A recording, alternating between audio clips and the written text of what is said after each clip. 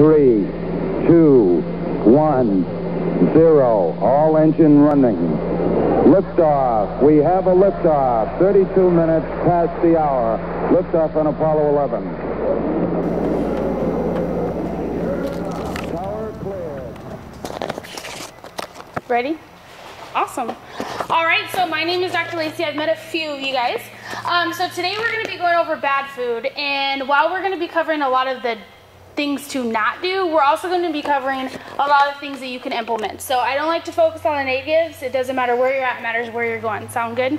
This is very, very interactive, so if you guys have any questions, ask me, stop me, anything like that. How many of you guys just already are kind of already eating like paleo type meals, things like that, or know a little bit about that? A few? Okay, perfect. So that'll make it a little bit easier. And for those of you that don't, that's fully okay. So when it comes to nutrition, and sorry guys, this is a little messed up. We don't have our normal PowerPoint.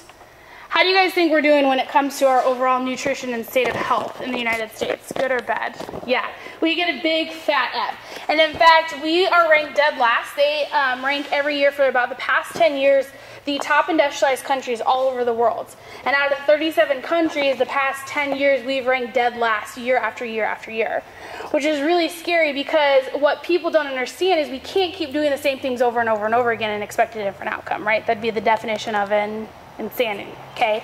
And so really that's why what you're seeing is a lot of people are trying to move, and I'm preaching to the choir, into more of a lifestyle, healthy fitness regimen. Does that make sense? Because if we just sit on our couch and eat McDonald's, this is not sponsored by McDonald's, and don't exercise and don't do anything, we're literally and figuratively going to be couch potatoes, and we're going to be one of those statistics. So obviously you guys are doing your part when it comes to exercise. You guys are here, which is awesome. And so tonight we're going to be focusing on the nutrition component of that. Sound good? All right. So 61% of Americans are overweight. And what's really sad, because obviously we have total control over ourselves, is the kids.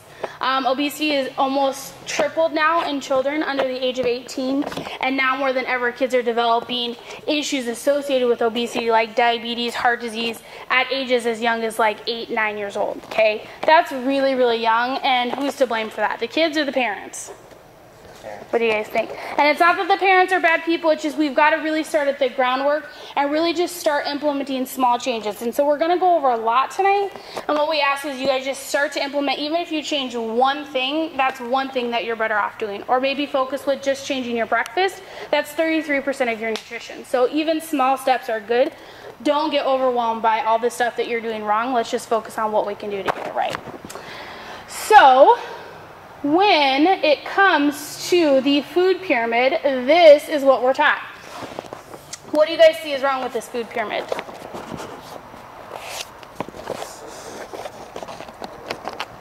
What do you guys think? The base is all breads, carbs. Yeah, the base is all breads, carbs. And here's a crazy thing. Nobody is lucky enough to not have an enzyme in their body. What happens is when you introduce carbs, breads, pastas, anything like that, within about 3 to 5 seconds, your body breaks it down and it turns into sugar, okay? Your body either burns two things. It either burns fat or it burns sugar, okay? What would you rather be burning? Fat. Obviously, right? And so the more sugar that you put in your body, or things that convert into sugar, that's all your body's going to know how to burn. And so then as a result, you're not going to burn fat. And that's how we get in this plateau where you can't lose any type of weight no matter how much you're exercising. Does that make sense to everybody? And so really what we teach in our office is that that whole bottom base of the pyramid should be completely gone. You should introduce those sparingly. I'm not saying you can't ever eat bread or you can't ever eat pasta, but if we do those things, we also need to make those healthier choices, right? Have you guys heard of like the gluten-free phase and the fad that's going on? Okay, you can't just eat gluten-free everything because there's also preservatives and chemicals in those. And so really what we want to do is stick to basic things, things that are really, really healthy. The smaller number of ingredients, the better. So again, that's why paleo is a really big thing right now, is because the paleo rules are really simple and they're basic nutrition concepts. So if you wanted something like bread or pasta, you're going to want to go to the store and look for something like paleo bread. Or if you're really creative and have the time, you can make it yourself with things like almond flour instead of a traditional wheat flour or rye flour. Does that make sense? Okay, any questions for me on that? Nope? Okay, so then here, the other problem is the second tier has some vegetables, but what do you see a lot of as well? Fruit. Lot of fruit, lot of sugar, exactly. So fruits are not a bad thing, but they need to be consumed in moderation. If all you're eating is fruit all day, every day, how much sugar are you putting in your body? A lot. Okay, and so then same thing happens. Then all our body is doing is burning sugar. So when you look at fruits, again, it's summertime, so yes, it's fun and it's in the grocery store and it tastes delicious, but what you really want to focus on when it comes to fruit is things that have a lower glycemic index. So things like Granny Smith apples or berries that have a really high antioxidant level.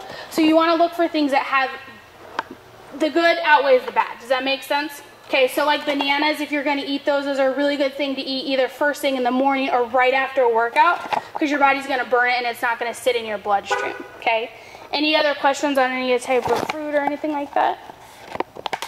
What is how's grapes? Grapes are okay. They're going to be similar to a banana. They do have quite a high glycemic index. So that's one thing I would really challenge you guys to look at as you're doing more research at home after we go over all of this stuff, is to really go home and look at what the glycemic index are for a lot of things. And what that means is how your body breaks it down and how much blood sugar it puts into your stream from that food. So, and again, always organic is going to be best.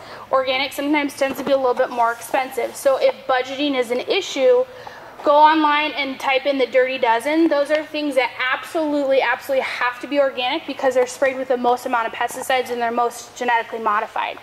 Other than that, if you are dealing with financial issues, anything other than that Dirty Dozen can be more conventional style. Obviously, organic's best, but those are options for you. Does that make sense? Okay. So is there like a healthy amount of fruit you should eat a day or so? What I try and teach people is eat it more in the morning, and really it should be a good portion. So you should have mostly protein and good complex fats, and then like a handful size of fruit. So, I mean, if you're eating it every meal of every day, that adds up to be a lot. But if you're pretty active and you're eating it like maybe first thing in the morning and then after workout, I would be fine. But I would say probably about the size of your fist would be a good amount. Yeah. Any questions on that? Okay. You guys are an easy group. So, when it comes to your health, how many of you guys have heard that your health, you either have to look at it as all the good things being an expense or an investment? Anybody heard that saying? Okay. The reason why is because you will pay for your health at some point in time, okay? Because nobody's getting off this rock alive, right? And so here's the sad thing, is that if we don't take care of ourselves, and again, I'm preaching to the choir, and we don't ever work out, and we don't ever put good food in, what's going to happen to us as we age? Are we going to be in a state of health or dis-ease? What do you guys think? Yeah, absolutely. And so when you're in that state, what do you have to enter into more of? More doctor's appointments, more medical bills, right? More costs. And are those things, when you have things like heart disease, cancer, diabetes, cheap or really expensive? What do you guys think? Yeah. And that's why what's so sad is the number one reason why people file bankruptcy nowadays is because of medical bills. Because we judge our health in this society based on how we feel, and how we feel is not truly the definition of health, right? Because about 8 to 10% of our nervous system controls and regulates symptoms. The other 90-some-odd% is really focusing on how well our body is healing. And so if we judge our health solely based on how we feel, we can have abnormal cells building in our body day after day after day, and by the time we develop a symptom, 9 out of 10 times it's too what? Too late. And then now we're entering into the healthcare system in a state of crisis, and at that point your problem's not always a correctable problem. And so guess how much more of an expense that's going to be, right? Versus if we look at our health now and we say we have complete control over it today, and we invest in our health by doing CrossFit memberships, eating good food, making sure that our body is healing and functioning, how much of a dividend is that going to pay off later? And the answer is like tenfold. Does that make sense? Okay, so that's really what we transition and try and get everybody to understand is when you look at your health, don't look at these things as expenses when it comes to making sure that you live not only a longer life, but a healthier life. Because yes, we are living longer as a society, but people aren't necessarily living healthier. Does that make sense? Because if you even drive down Elk Grove Boulevard, what do you guys notice more and more are building? They're more like nursing homes and elderly living. And not that all those are bad, but nobody really plans on being 60 and on 10 medications and overweight and unhealthy, right? We all want you guys to be like 100 years old, free of sickness and disease and living the life of your dreams. So really transition your mindset when it comes to that. One thing that has a huge factor on nutrition and overall how your body burns fat and things like that is our emotional stress. How many of you guys have a job that is really stressful? Okay, and how many of us, it's okay, because me too, no matter how stressful it is, we don't exactly internalize that like we should, okay? It's okay, me too. And so what happens is if we have stress all day, every day, and we don't have proper things to deal with that, what happens is our body releases all of these stress hormones, okay? That's probably some of us are used to that all day, every day. And what happens is if we don't fix that problem, because how long do we work for? A long time, right? And our jobs don't exactly get easier, they kind of get harder as we go. What happens is you start to increase your levels of cortisol and catecholamines, okay? So if you're standing in front of a car and it's about to run you over, have you guys heard of the saying of like fight or flight? You go into like defense mechanism, okay? That's good for a short term, okay? That's okay. That's a natural response. But what happens is most of us live in that stress environment how many hours out of the day? All waking hours, okay? And so when we're increasing cortisol and catecholamines, what happens is, yes, it also ages you longer, but more importantly, because everybody wants to look good, right? What does cortisol do to your body fat composition? Decrease it or increase it? Okay, that's why a lot of people nowadays have this midsection area, because that's where cortisol stays and just hangs out for how long. That's why that's always on most people, usually the last thing to be fixed, no matter how hard you're working out, no matter how clean you are, because if we don't fix the stressors and the hormone issues, guess what always sticks around? That little, what do the girls call it, the pudge right there? Yeah, okay. And so one of the things that we do to fix that constant stress state is we give ourselves lots and lots of what? Caffeine, right? How many people like Starbucks? I'm a Starbucksaholic, it's okay. You gotta just slightly switch to, or slowly I should say, switch to things that are more alternatives, okay? Because what happens is we're stressed, we're tired, our energy is drained all day, every day. This is the constant thing that keeps happening. And then we artificially give ourselves caffeine, whatever we need to do to have that energy boost. And then now we're on this negative spiral and we're addicted, right? And then when you're addicted, what happens is your body literally shuts down and your body starts depleting in minerals and nutrients, okay? Not a good thing. So then what you'll see here is that the brain nutrients deplete and your neurotransmitters are also depleted. Anybody heard of neurotransmitters? Okay, really important. Everybody's heard about Robin Williams right now. It's like all trending on Facebook and Twitter and everything. What happens when you don't have neurotransmitters is literally the chemical imbalances in your brain start to grow crazy, okay? And if that happens for a long enough period of time, what happens is then your body starts to get into a state of more of depression and anxiety, okay? And then what do we do for that in this society when we have depression and anxiety? We start to take more medications, and then as we know, those medications have serious side effects as well, not to mention the effects to your organs, okay? And so I know it's really hard to like take a second and step back from a really stressful environment, but we really have to learn how to manage our stress. And I tell you what, changing your nutrition will make a huge difference, because a lot of the stress isn't necessarily what's thrown your way, it's how you adapt to it. And so when you start to live in a healthier environment, you'll notice that your body can adapt and assimilate all the things that are thrown your way. There's also some healthy vitamins and supplements that if you are in a high stressful job, we can help to make sure that this cascade doesn't happen to you, okay? So, these energy drinks. Do I need to tell anybody that these are not a good thing to take? Okay. What is crazy about energy drinks, and a lot of people don't know this, and I didn't until about 2 years ago when we started really doing research, because what was coming out was that people were just dropping dead of heart attacks, and these kids at like 12 and 13 years old were just going to the emergency room and having these sudden cardiac arrests, and it was just crazy. And we're like, what is going on? You heard this of like football players that were in high school, and we're like, this just doesn't seem right. Things are not adding up. What we started to research is that the consumption of energy drinks has gone like through the roof, right? Rockstars, Red Bulls, all of those things. What's crazy is that we think that the food and government, the FDA, has our backs, right? Do you guys think that they really care about our health? No, okay? I like you guys. So what happens is this is not a food, right? It's not a drug. And so guess what? It doesn't fit in that parameter, so guess what doesn't happen to it? It doesn't get inspected.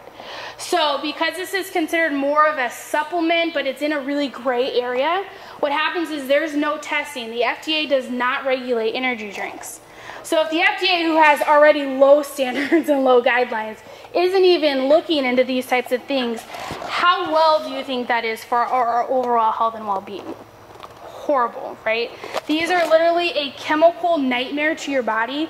It affects your heart. You can just have, that's why there's a limit of, what is it, like 2 on them? I don't drink them, obviously, but there's a limit of 2 because they know after that point, it's just up in the air as to what can happen to your body. So again, people are on these because what happens to our energy levels? It's completely drained. And again, that's a nutritional deficiency as well as a stress issue. So when we fix our nutrition and we get out of that chemical dependency of artificial caffeines and things like that, guess what we don't need anymore? Okay, energy drinks. So really, if you're on these are one thing that I will tell you, quit cold turkey. You'll have a 3-day withdrawal process that is absolutely awful, but I promise you on day 4, you'll be feeling much better. Same thing happens with coffee and sodas and things like that, again, because our body is so addicted to the need for the adrenaline rush, is that we get completely dependent on it. And I promise you, when you get these things out of your system, you will go through a withdrawal process because they are as addicting as drugs. Certain sodas, drinks, things like that, they're almost on the level of certain narcotics, okay? So I promise you, it does not feel fun. Day 1, 2, and 3, you will have a massive migraine and headache, and you'll be sweating, and you'll just have brain fog. But what does that mean if you're taking those all day, every day, and you quit them, and that's what your symptoms are, okay? We've got work to do. This, we joke about, this is probably where we should be with our coffee consumption on a daily basis, right? What did Starbucks just come out with? What's their newest size? A Trenta. It's like ridiculous, and I guarantee you give it another year and they'll be an even bigger size, okay? And when I go to Starbucks, I get things like teas and stuff like that, and I watch the line, and it's like, can I get a Trenta with 7 shots and extra sugar and mocha frappuccino? And I mean, you guys, I'm sure, see that when you go next door. It's crazy. And what even is really, really sad is when you go in there before school, how many of those kids are under 18 consuming all of this stuff? And so literally your body is constantly regenerating and healing. And if at a young age we're putting that in our body and telling our body this is what normal is, what are we going to continue to grow in that type of person? A good environment or a stressed out, depleted environment, right? And that's why kids have so many problems now younger than ever before, is because that's the foundation we're laying, okay? So what I want everybody to do is work from this side down to a smaller amount to eventually where you don't need it every day. Coffee is not a bad thing here and there. It's just we don't ever want to be ingesting anything or taking anything that you are so dependent on that you can't function without your cup of coffee. Does that make sense to everybody? Awesome. So, keep the junk out of your car. This is my husband's favorite slide because he's like, when you have a beautiful car, he's like, you're not going to put regular gas in it, right? You're going to put what in it? Super. Why? Runs better, right? And so you really have to think of your body as the most important vessel, because without your health, everything is affected. And so you've got to think of your body and fueling it up with not the low-grade gas, the premium high quality, right? Because when you put good stuff in, what type of stuff do you get out? Good performance, right? And so these are the 3 things that we're going to talk about. These are the easy changes, and again, you can get more detailed with them, but these are the easy changes and things to think about. So the first thing that we want to get out of our body is trans fats, okay? And it can't be as simple as looking on the bag where it says 0 trans fats, because what happened was about 2 to 3 years ago, what they did is they said, if the amount of trans fat per serving is smaller than this amount, you don't have to list it on the label. So what they did is they reduced the serving size, and so guess what? Things have trans fat in it, but you can say there's no trans fat. Anybody notice that on a bag of chips, like a couple years ago it was like maybe 2 or 3, and now you look at it and you're like, 8 serving sizes in this bag? No way. That's why, because now there's more serving sizes, which means there's less trans fat per serving, so now they don't have to classify that. It's like marketing, right? So trans fat, anything that's margarine or synthetic butters, anything that says hydrogenated or partially hydrogenated, you do not want. And anything that has cottonseed, soybean oil, corn oil, canola oil, here's the easy way to remember it. Anything that is not coconut oil, olive oil, or avocado oil is not good for you, okay? So instead of remembering all the bad, remember the 3 good ones. What are they? Coconut oil, avocado oil, and olive oil, right? Okay, way easier than what not to do, okay? We're gonna eliminate white sugar and flour, and again, why? Because when we ingest those, it converts into sugar, sugar, sugar, and then that, as a result, makes our body burn what? Sugar. Sugar, not fat. okay? Then the other thing too, because the health ramifications is when you ingest a ton of sugar, it puts your body in more of an acidic environment. Have you guys learned a little bit about acidity versus alkalinity? Who has a pool? Nobody? You know that you test your pool to see if it's like alkaline or acidic, because what happens if it's not right, pH-wise? Cloudy, algae, all kinds of stuff. Same thing happens with your body. And so your body should be about 7.5 on a pH scale. You can actually test it with your saliva. You can do urine as well. It's a little bit easier to do with your saliva. And what happens when you're ingesting a lot of things that are acidic and convert into sugar and are trans fats, what you'll notice is that your pH is going to be less than 7.5. The scary thing about that is that that is where all disease processes thrive, okay? About 98% of them is in an acidic environment. Cancer, heart disease, diabetes. So what's the really cool thing is if you're testing that on a regular basis, you should every day try and be getting closer to what number? 7.5 to neutral. And so that's a really easy way. Patients always ask, well, how do I know if I'm on point? How do I know if I've achieved health when it comes to nutrition? And my answer is always, you should really be testing your pH. What's really cool too is some people have more food sensitivities than other people. And so what I recommend is if you're testing your pH on a regular basis, what's a really good checks and balance to know if you should or should not be eating that is check your pH the day after you eat something like pizza or ice cream, something that we probably know we shouldn't be doing, and see how much that affects your body. If it affects it a ton, you know that that really should be something that you should cut out all the time. Does that make sense? And it's really helpful too for kids to educate them, well, I don't really feel good, or maybe you're groggy, or sometimes you guys don't even know you have food allergies. You're just like, oh, I just don't feel great today. Well, it could be something that you ate yesterday. And so checking your pH is a really good way to kind of check in and see where you're at. It's also really good checks and balances and reward systems, because as you're changing, you may not always lose weight on the scale. And so it's nice to see little wins and things like that. You get So test strips for that, or what? yeah, you get little test strips. You can order them on Amazon. You can get them at Sprouts, the Nugget. I like the ones, they're called pH Ion, and they're like thick. You can do litmus paper. The litmus paper gets a little too absorbed, and so it's, you have like a 5-second window of reading versus the ones that are little ion sticks. I'll post it on Facebook to the website.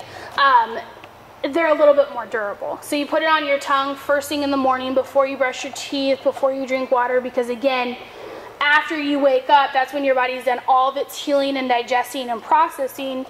You're going to get the most accurate read. The first time you do it, you need to do it 3 consecutive days in a row and take an average, because you could have ate something crazy the day before. So when you're doing it for the first time, you want to get an average. And then if you want to check it every day, you can. It depends on how OCD you are.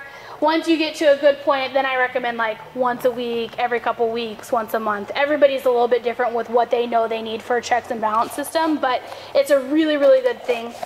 We have it literally in our medicine cabinet right by our toothpaste, so that first thing in the morning we do that right away before you do anything else. Any questions on that?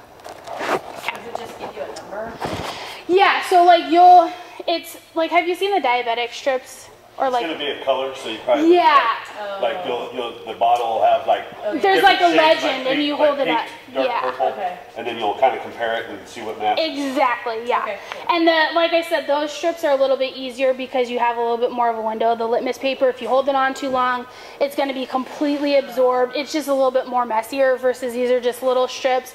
Put it on your tongue, you're done. Yeah. Okay, thanks. Yeah, absolutely. And then what we're also going to do is we're going to eliminate grain-fed beef and actually chicken. Who was it that said, well, it's got chicken on it, so it's healthy? We're going to talk about that in just a second. But again, when animals are mass-produced, again, feed is not exactly, they don't really care about it.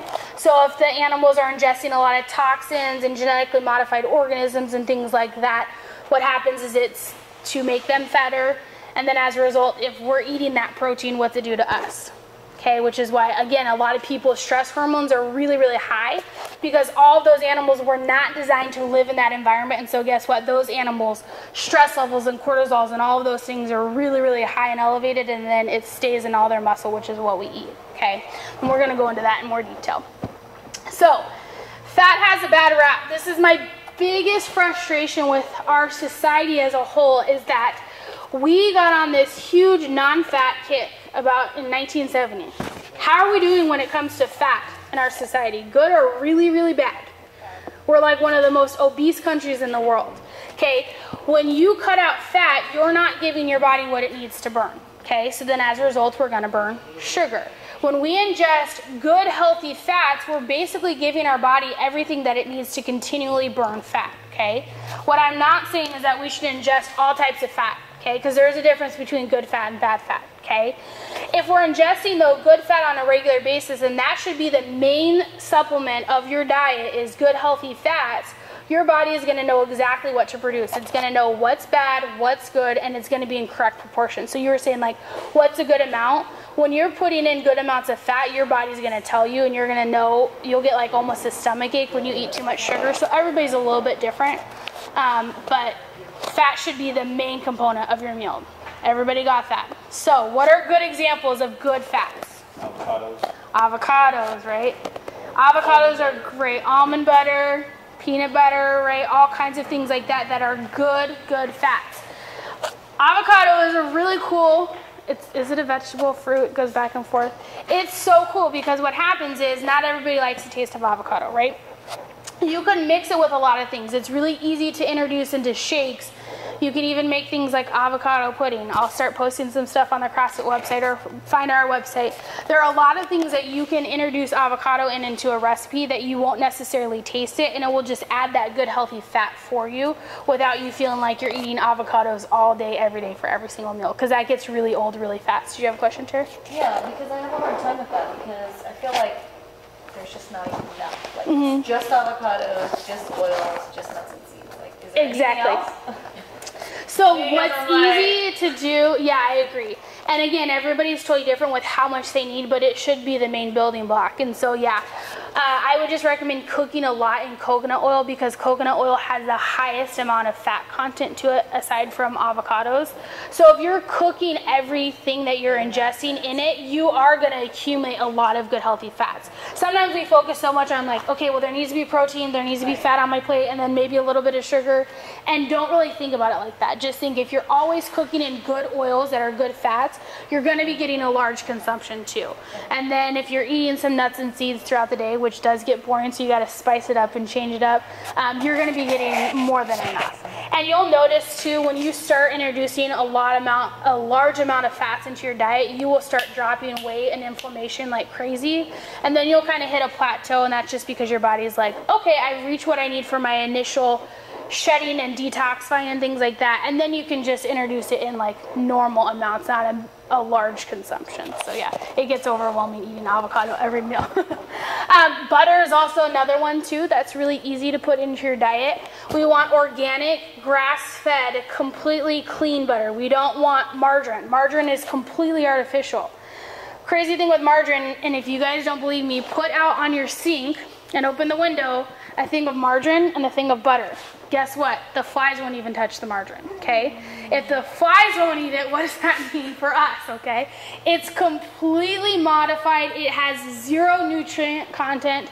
It's about 1 molecule away from plastic, okay? So it's awful for our digestive system. I used to joke and I said Fabio had no idea what he was promoting, because there's no way that guy really ate that stuff and looked the way that he did. It's an impossibility, okay? So really good butter is so awesome for you. It contains something called conjugated linoleic acid. Have you guys heard in the fitness world it's pretty big to take CLA tablets? Because what happens when you have conjugated linoleic acid, CLA, which is found in high fats, it helps your body burn fat. So naturally when people are wanting to get cut and in good shape and they're doing bodybuilding, they'll take CLA supplements. You don't need to take CLA supplements, just get it naturally from your food. Again, natural sources are always going to be the best. So is that something you're going to buy like Trader Joe's? Is that like calories butter? No, butter, the good butter now they have everywhere. So you can get it at Trader Joe's, you can get it at Sprouts. I really like the brand Kerrygold. Because theirs is 100% grass-fed butter, it's organic, and it's really reasonably priced. Is that something like Safeway is going to carry? Or? Safeway does have Kerrygold, yeah. Kerrygold, their little logo is a cow, and it's got little green grass, and it's like an Irish name, so the logo is very like Irish looking. Again, I can post that too, but they're really affordable with their prices. There's definitely raw butter, which is obviously the best. It's really expensive, and so when we go with cost effectiveness, buying a $20 container of butter is probably not going to be, you know, as cost effective when we're talking about good changes to make. We have that in our house, and we use that if we're going to eat butter more in the raw form, like putting it maybe on toast, because that $20 jar will last forever. But if you're going to be cooking with it, you don't need to get a raw form because you're going to cook it, so it totally defeats the purpose, and it'll save you a lot of money. The only time we use butter is like corn on the cob, stuff like that. Don't use that. I can't believe it's not butter, spray butter. Yeah, The so plastic. you're gonna want to switch that. Okay. Yeah, exactly. And then start cooking in it too. It gives things a different taste because, like Tara was saying, you kind of get not overwhelmed but bored, and that's what happens. We get into a routine and we know what's good, and then you're like, okay, I'm sick of cooking everything in coconut oil. So what we'll do on a regular basis is we're like, okay, this week we're gonna do coconut oil with our base for oil. This week we're gonna do olive oil. Next week we're gonna do butter, so that you're getting a little bit of a flavor change, so that you don't get so sick and tired of eating healthy, because then it gets really boring and it's hard to keep that. So try even cooking in butter. It will makes it nice and full tasting too, so you won't consume as much either. So, all right. So, bad fats. Vegetable oil is not good for you, okay? Canola oil, not good for you. Coconut oil, it's so much easier to get good oils now at a reasonable price than it was like 3-4 years ago when we started teaching this. Costco sells a huge jar of coconut oil, I think for like $20-something. That will last you like months, unless you're eating it by the spoonful, which is not a bad idea, but it's gross. It's really affordable to get things like this. You can even find these, this is a side note, has nothing to do with food. Coconut oil is really good for your skin if you have any type of scar, rash. I put it on every night just as like a moisturizer, because of the benefits that it has and the conjugated linoleic acid and all the stuff that's in it. It's like the best thing that you can put in your body. So any possibility that you can get to get that introduced into your body is the best thing you can do. So skin is your largest organ, so when you put it on, think of it like you're eating it, because it's getting seeped into your skin. A good way to add some fats is put a scoop of coconut oil in your smoothie along with almond butter and things like that. Any way that you can get that into your diet or your lifestyle, the better. I don't know if anybody has this, but I get cold sores, and that's like the best thing that they can go with it. I've tried all the medicines, just the cold sores take so long to heal. Yeah. But as soon as I feel the tingle, I put coconut oil. It won't even really. If you guys like reading, one of the best books I ever read when it came to nutrition and health it's a book called The Coconut Oil Miracle, and it talks about all the benefits of coconut, and it really gets you understanding why good fats are good for you and things like that. A lot of countries use coconut oil as a burn when people are severely burned because of, again, all the properties it has. Best thing in the world. We don't have suntan or sunblock or any of that stuff in our house. We just throw this on. We used to have a little patient that had a really bad skin disorder, and she'd put it on all the time, and it really helped her. And the dog would just follow her along and like lick it off her. And he was having all kinds of health problems, and the mom all of a sudden noticed, she's like, ever since the dog started licking my daughter and the coconut oil, all of its health problems started going away. And she's like, I didn't put 2 and 2 together until I really sat back and thought about like what's changed. So it's really, really good for you. We even give it to our dogs in a spoonful because they'll eat anything. They're just licking it off. So I promise you, start introducing coconut oil into your body, you will notice huge, huge benefits. So. Did you say that coconut oil is prevent sun damage and stuff? We put it on, yeah. You still have to be careful with your sun exposure, so you don't want to go out at 4 o'clock in the afternoon with like nothing on your body, but it does help with sunburns after the fact too. Okay, yeah. so it's not like a sunblock. You can use it like that. It's a low SPF, but it's going to protect your sun from the damages of the sunburn, so you still have to be smart about it. Yeah. You couldn't just use it. This is kind of a dumb one, but does it matter if it's sitting in the pantry and it's completely melted? Nope. Treat it the same. Treat it the same, yeah. And that's some people, when they first start using it, they're like, I don't know what to do, because when it starts to get a little bit colder, not right now, it's like 110 degrees outside, it will be completely liquefied. If it's solid, all you need to do is take a spoonful out, throw it in the pan, and then the room temperature is going to liquefy it. So yeah, it's naturally at room temperature going to be more of a liquid than a solid. Thing too, because it's caught on so much in people, some reason it's a pain in the butt to do that whole take a spoon out. They've made like a coconut oil spray. There's all kinds of crap in that, so you do not want to use that. Just take it out of the container and put it in your pan, and it will completely liquefy. When they do the spray, because it is naturally solid, what happens is they have to add propellants and things like that, and it totally just defeats the purpose of a good clean fat. So yeah. Never expired? You know what, on all of our coconut oils, we've ever used them before the expiration date. I think it's like something like 5, 6, 7 years. It's a long time. Yeah. If it expires before you use it, you're not using it. No. All right, so salad dressings. Here's one thing too that happens is we are trying to be healthier and we'll go out to eat and we'll opt for a salad instead of a burger. And what happens is if you don't look at what's in the salad, or more importantly, you don't look at what's in the salad dressing, you could actually be consuming more calories, and not only more calories, more junk than just like a burger that you got wrapped in lettuce, okay? Because salad dressings specifically have hidden chemicals, preservatives, and trans fats left and right, okay? So a easy rule of thumb when it comes to any type of food is the least amount of ingredients, the better, okay? Salad dressings, this is an easy one that they have at the grocery store. Bragg's, anything with this label is healthy. They're like a whole raw movement company. But what you'll notice with their salad dressing specifically, and I don't think it's going to work, I apologize, is the base is just olive oil, okay? So when you look at this salad dressing, kind of going back to what you were saying, when it's just sitting, you don't really even want to put it in the fridge. When it's sitting there, it completely separates. If you look at normal salad dressings that are more like the brands that you would find at a normal grocery store, or something that's always on sale, or those types of things, what you'll notice is it's completely always together, and if you flip it over and you look at the first ingredient, it's 9 out of 10 times some version of canola oil, which again is trans fat. So maybe you have all this delicious lettuce, but you're dumping trans fat on it. Now we're not really doing what we should be. When you go to restaurants and you want to order a salad, really, really, really ask them what's in their dressings. One, because it's going to get them understanding that people want healthier options, and two, you need to know for your own health, because if it's a canola based dressing, you're better off doing something like maybe adding lemon and just olive oil. I know it gets old, but again, it's going to get the restaurants moving in the right directions, and a lot of them have changed. Also too, when you go to a restaurant, don't just assume the oil and vinegar is olive oil. Guess what it is 9 out of 10 times? A canola oil, olive oil blend, okay? So you have to ask, is this 100% olive oil? And they may get annoyed or they may get frustrated, but you have to think about it. That's your hard-earned money that you're using to spend, and so every time you spend money or you buy things in the grocery store that has the garbage ingredients in it, you're essentially casting a vote for the grocery store to say, we'll buy more of this, right? So it's supply and demand, and so the more that you guys go and buy healthier ingredients and things like that at the grocery store, the prices will start to drop. And I promise you, that's happened in the last 2 to 3 years in this town, because you used to go to the grocery store and buy a thing of organic strawberries and it was like $10. Now you can get it for like $3, $4, okay? Because again, supply and demand, and the grocery stores are going to meet what you guys want. Does that make sense? Okay.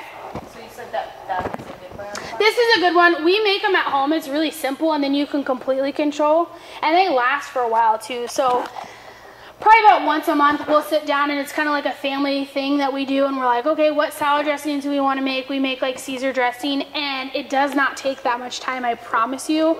We always say either fail to plan and plan to fail, or make sure that you plan your stuff, because if you don't, it's going to be really hard to eat out. And yes, you can make good choices and better choices, but it's not going to be the best. And so if you do it as a family thing and you get to spend quality time with each other, and maybe you make some Caesar dressing, some ranch dressing, all kinds of stuff together, then you have it for like the whole month. It's not that big of a deal, you know, so it's just getting creative.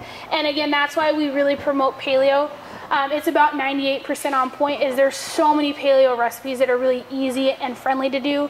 There are other nutrition options out there, but their recipes are like 10 things versus paleo is usually like 2 to 3. Yeah. Do you have a good like paleo cookbook that you recommend? I have all of them. But when it comes to time, my all-time favorite recipe book is called Paleo Slow Cooker, because it's a crock pot, one-shot wonder. You throw it all in there, set it on a timer, and come home and your dinner, lunch, whatever is cooked. So that is like the best. You can get it on Amazon. I think it's like $13.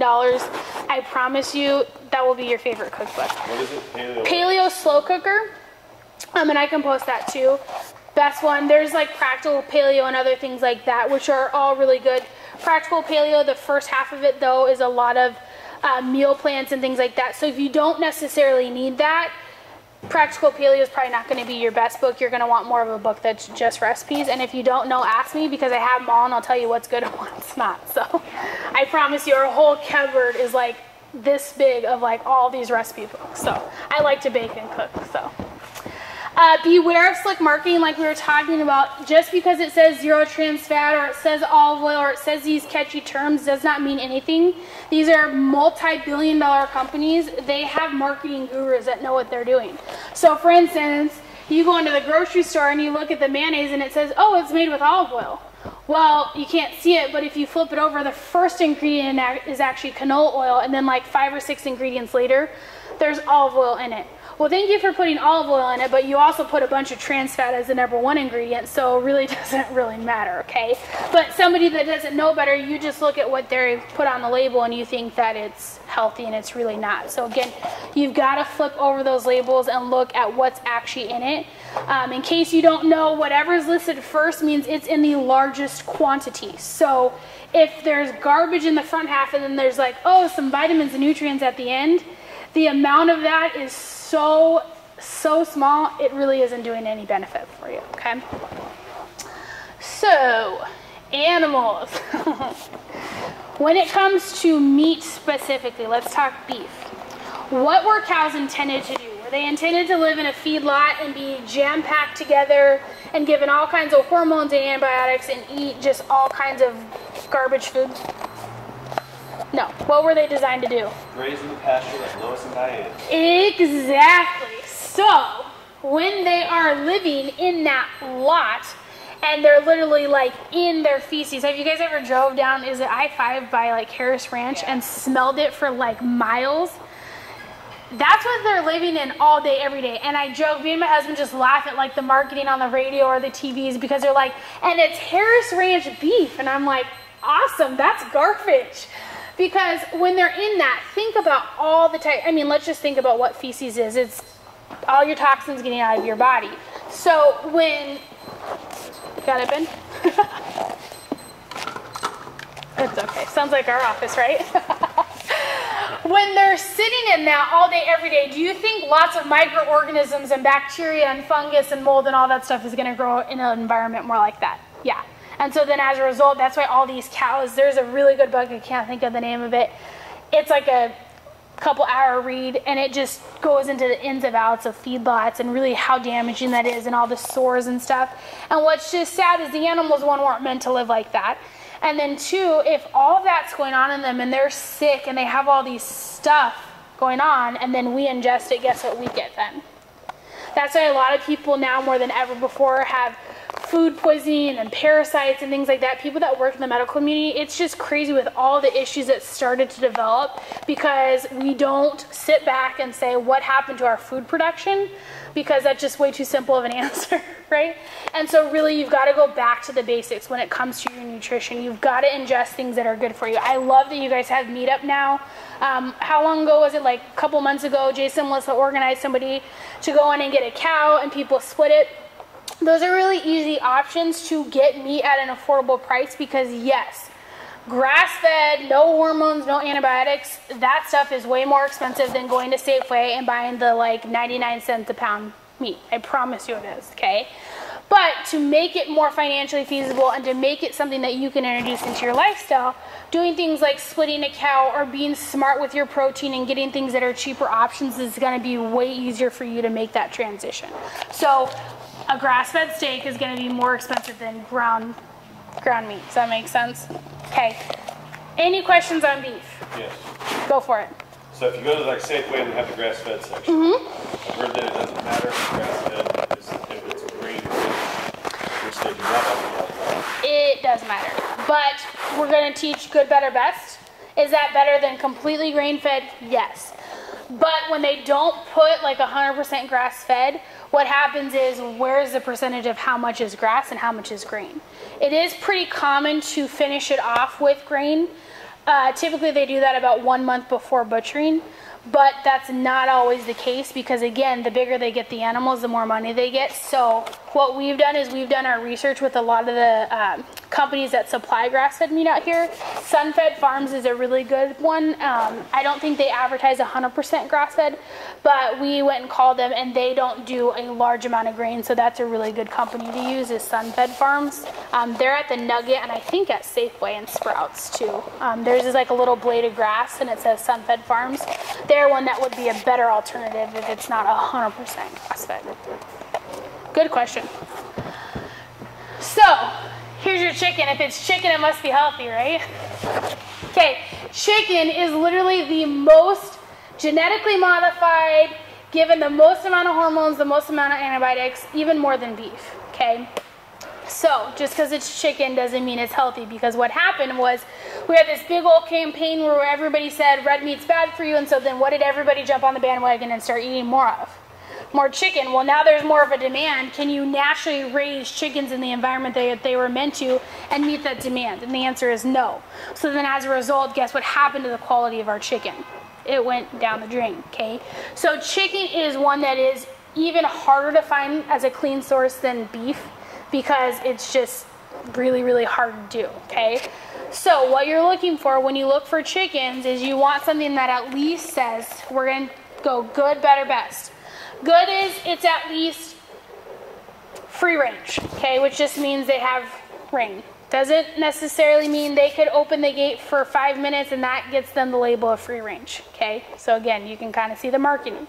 So free range, that type of thing is gonna be better, okay? Then we're gonna go to more of like a grass-fed chicken that's free range, hormone-free, antibiotic-free. And then the best is gonna be something that's called pasture-grazed, free range, all that stuff, okay? Those are really hard to find and they are really, really, really expensive, okay? The brand that carries that is called Rosie's brand. Have you guys seen that in the grocery store? Sprouts has it, and then the Co-op also has it too. Very, very, very expensive, but they are 100% pasture raised. They go up into the trees. They are living life like they live in the Taj Mahal, okay? But, so you're gonna wanna stick more in the range, again, for financial, we get it, of at least organic, free range, all that stuff. And that's more what like Trader Joe's is gonna carry, the Nugget, all types of things like that. You can totally find healthy chicken for really affordable prices. Costco is a really great option. They sell in bulk, organic, at least vegetarian fed chicken. Vegetarian fed, just so you know what that means, again, we're talking good, better, best. It is not the best option. They advertise that and I think it's funny, which just means they don't feed them animal byproducts. But vegetarian fed means that they feed them a bunch of corn and soy.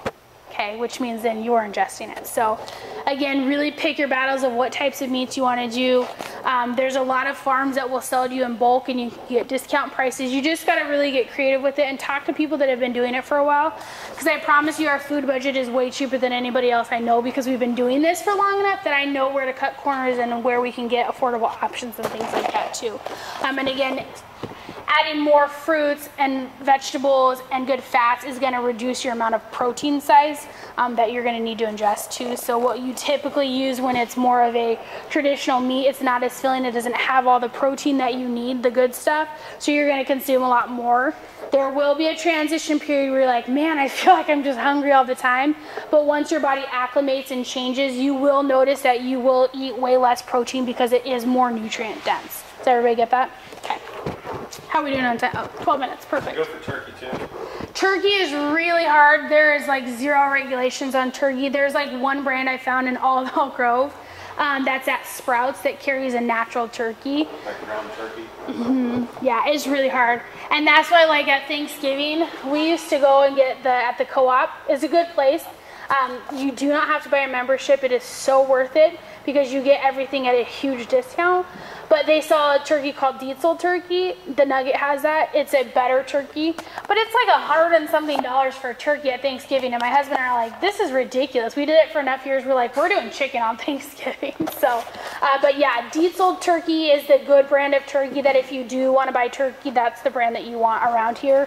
Because they make sure that all of the things are in proper order with the organic feed, no hormones, no antibiotics, things like that. So. Fish. This is a really easy way to get good protein because fish is typically a little bit more affordable, especially where we live. The problem is it's really cheap if you buy farm-raised seafood, right? Okay, were fish meant to live in a farm? They were meant to live in what? The ocean, okay? So again, same thing goes for them. When they are brought up in a farm-raised environment, what they're starting to do now, which is just disgusting, is they're actually feeding the fish corn to do what to them? Fatten them up, because again, more bang for their buck. Okay, that's just disgusting. Fish were not designed to eat corn, okay? So you want to make sure that you're getting seafood that says wild on it. If it doesn't say wild, it's not, because guess what? They can charge more for that work, okay? Costco is another great place to get wild fish at a really affordable price. The Nuggets, Sprouts, all of those places, you just have to go in there. Again, we live in California. It's a little bit easier to get that type of thing at an affordable price, but it needs to say wild. Organic doesn't really apply to these, because if they're wild, they're eating stuff in the ocean. Nobody has control over what that is. So if it says organic, great. If it doesn't, it's not a big deal. What you need to see is that it says wild on it. Does that make sense? And again, you want things that are less bottom feeders. So I do love shrimp and all that stuff, but it's not exactly good to eat every meal of every day. That's one thing we don't necessarily agree with on paleo, is because they are a little bit more of a toxic burden on your body. So things like tuna, cod, those types of things are going to be better. Just think you want the fish that's the bigger one that doesn't have all the icky stuff in it. Make sense? Okay. So what's wrong with sugar? It causes inflammation, acidity, and makes you do what with your weight? Decrease or increase? Okay. So it also is linked to mood alterations. Has anybody noticed when they get that glycemic break in their body and they hit that certain time, they're just like, get me food or I'm going to freak out on somebody? Okay, that's what a sugar crash is, okay? And more than just what it does to your mood and how that affects everybody around you, think of what that's doing to your body. If your body is crashing that hard, your body is going into a survival mechanism, and we produce stress hormones in that environment. So good or bad thing for our health? Really bad. And if that's you every day, all day, you really got to fix your nutrition, because you should not be going like this all day, every day. That's how you produce too much insulin, burn out your insulin receptors, and that's how we get diabetes. And insulin ages you 10 times faster than anything. So if you want to save money on not needing to go to a plastic surgeon and get Botox injections, reduce your insulin spikes. That makes sense to everybody. I just saved you guys like $10,000. So frankenfood, what happens is, again, our food is so nutrient deprived because of how they don't rotate the crops and all that stuff. That's another lecture for another day. But what they do is they basically genetically modified a lot of things, okay? Genetically modified is not a good thing. It's not a living nutrient, so you're not getting everything that you need. What's sad is the average person ingests about 140 to 150 pounds of additives every single year. That's like an entire person, okay? So whether you're fit and you're in good shape, if you're inducing all of those additives to your body all day, every day, are you putting your body in a state of health or disease? And the answer is always disease. So I don't care if you're fit and you look good. You could be skinny fat, is what I like to call it, because you're fat on the inside. Your organs are still taking the toll and taking that toxic burden. So really, we need to reduce this. Of course, you're going to have some from just everyday things, but the more that you can control, the better, okay? And gluten, we kind of touched on this a little bit earlier. You cannot just go to a gluten-free diet where you go and buy gluten-free products from the store, because while they removed gluten, they also added a whole bunch of other stuff in it to still give it filling, okay? When you do gluten-free, what you really should do is cut out all types of grains, all types of carbs, all types of things like that. That's really truly a gluten-free diet, and that's really what most people should be on a lot of the times. Now, if you're trying to bulk up and you're doing heavy competitions, you are going to have to introduce a few amounts of good carbohydrates and good things like that. But on a regular basis, you really should be trying to eliminate all types of grains. It's just not good for you. It depletes a lot of vitamins and minerals in your brain. People get like brain fog. You just get chronic fatigue and things like that. It's really bad. But what is crazy is people know that, and then you do a gluten-free diet, and that's not really the answer. Does that make sense, how there's two totally different things?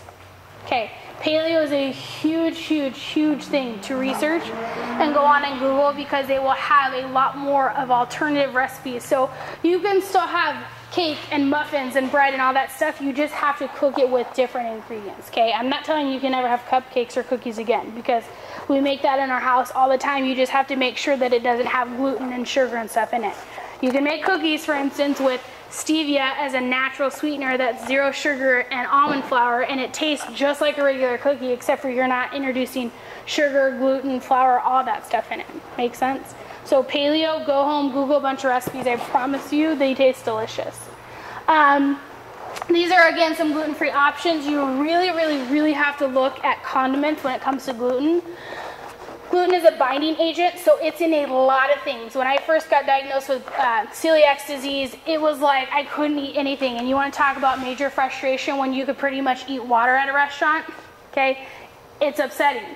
So things have definitely gotten better. There's more of an awareness, but the most amount of gluten you will ever find is in all of your condiments. So make sure you look at those. So natural alternatives like soy sauce is a big one. Steak sauce, those things have them in there, and if you're using that on a regular basis, you're ingesting a lot of gluten, and it just, again, it's a toxic overload. So again, Bragg's is a really good brand. They have something called liquid aminos. It tastes just like soy sauce, so this is what we use when we have sushi. This is what we use as any type of like Worcestershire sauce, all that stuff.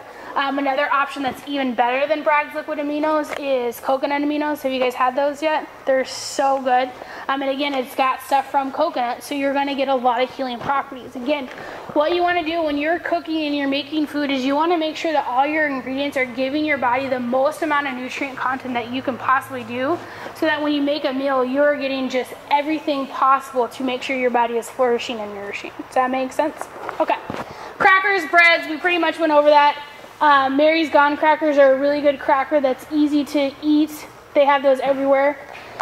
As you're changing your nutrition, what's going to happen, like we talked about, is your body's going to go through a detox phase. So it's really important that you're replenishing and fortifying as your body's getting rid of all the ickiness. How many of you guys are taking vitamin D right now? Okay.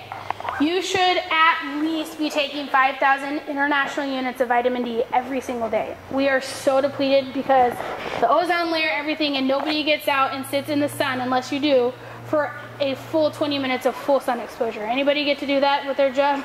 Okay, no way. So you should be taking at least 5,000. I think you guys have it here too, right? You guys have it in the pill form. That's great. Liquid form is easy if you don't like swallowing pills. The brand that we actually carry in our office, as well as CrossFit Elk Grove, is called Thorn. The reason why is they have the highest bioavailability out of any other supplement that there is. We actually went and toured their facility. You will not find a single filler, byproduct, anything in their supplements. So you will absorb this way faster than a vitamin D supplement that you'll buy at the store, because they have things called stearic acid or things like that in it that bind it, that makes it easier for them to sell, but it doesn't necessarily mean it's better for you. Make sense? Okay, 5,000 at least. It's going to boost your immune system. It's going to give you everything you need. Just think of vitamin D as your overall health wellness type supplement. Rebound, really quickly, how many of you guys are on this? 1, 2. Why are you on it? Inflammation? On my knees, but I was just talking about it earlier. I didn't find it to work. Really? Yeah. How many were you taking?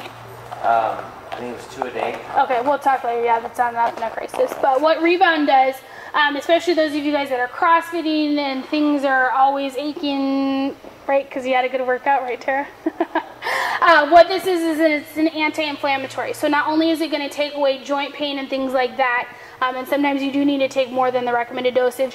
What it's going to do is it's going to decrease inflammation, not just in your joints, but in your cell tissues. So it's going to really improve your liver, your GI tract, and your cardiovascular health. So think of it as a concept of like Tylenol, and the doctors tell you to take like a baby Tylenol every day. You shouldn't do that. Thins your blood. There's lots of issues. But think of it in that concept that it is really going to help you overall reduce inflammation in your body. When we reduce inflammation, our body's in a state of more of a health, and that will help that pH drop too as well. Okay? And greens. This is the last thing I want to talk about. How many of you guys eat 7 to 10 servings of greens a day? Okay, it's like next to impossible, right? And then more than that, even if you did that at home, because our nutrient is so depleted, we have to supplement with some form of greens. What's really cool, how many of you guys go to the Nugget all the time? Okay, that is like the best place ever, the juice bar. You can get smoothies made for you instead of having to sit at your kitchen and juice all the greens, and then most importantly, having to clean up the mess. It's awful. The Nugget has a juice bar. It's like $4 and you can make whatever type of green juice you want. That is the best way to get greens in your body. Realistically though, how many people are going to be able to go to the Nugget every day? Okay, that's like a nice little treat. Greens powder, what they do is they basically dehydrate all the vegetables so it's still in a raw form and then blend it up into a powder so that you can add it to water. If you change one thing and you introduce greens powder into your diet every day, you will have massive, massive health benefits. This is like the best thing that you can do for your body because you're going to give yourself all of the vegetables, all the nutrients that you need. It's going to reduce inflammation, reduce your acidity, and you are going to have so much energy. What we recommend for most people to do, get this, take it to work with you. Take 1 scoop, put it in a normal sized water bottle, and do that around like 2 or 3 o'clock when you normally get kind of that like, I'm tired, lethargic, I need a pick-me-up. This will be your best friend. What it also will do is help crave all those sugar cravings because what you put in your body is what your body's gonna crave. So if you're ingesting a ton of greens, it tastes minty too. It doesn't taste disgusting, I promise you. Your body's gonna like that. And then if you're doing that before dinner, you're gonna make better dinner decisions. If maybe you know that needs to be first thing in the morning because you need that pick-me-up first thing in the morning, then do it first thing in the morning, but you will notice a huge benefit. We literally can't keep greens on our shelf in our office. It's so, so crucial. So if that's one thing you guys change, I would highly recommend doing something like that. And it doesn't necessarily have to be this, but just make sure, again, like everything, you look at the ingredients because sometimes there's greens that are supposed to be healthy and then they'll have a lot of wheat and gluten in them, which totally defeats the purpose. You want something that is completely all vegetable based and that is organic vegetables. You don't want to dehydrate and put a bunch of genetically modified vegetables into your diet. It defeats the purpose. Yes, it is, and it has I think it's the ORAC value is about 1,000, which is your antioxidant level, so it's going to increase those antioxidants substantially. So, and this one, I've tried them all, guys, I promise you. This is why we sell this one in our office. It tastes like mint. A lot of them taste like garbage. Tastes like just like you're eating grass. So trust me when I say this one's like one of the better tasting green supplements that you're gonna have. So Can you get that anywhere? they have it here for sure. Yeah. And do you guys have sample packs or no? I don't think so. I think we have a couple in our office. We can send some over if you want to try it before you get it. But it's a 30. There's 30 servings in it, so it's about a month's supply. So yeah. And you don't have to do it every day. We do it Monday through Friday during the work days, but you'll notice a big, big difference. So yeah. I'll be around if anybody has any questions or anything like that. You can find our office on Facebook. We are like social media gurus, so you can send with any questions or anything like that. All the coaches here are really good resources too for any nutritional questions or anything like that, but you definitely will not be bugging us if you ask any type of questions. So thank you guys so much for coming. Hope you learned a lot, and you're welcome.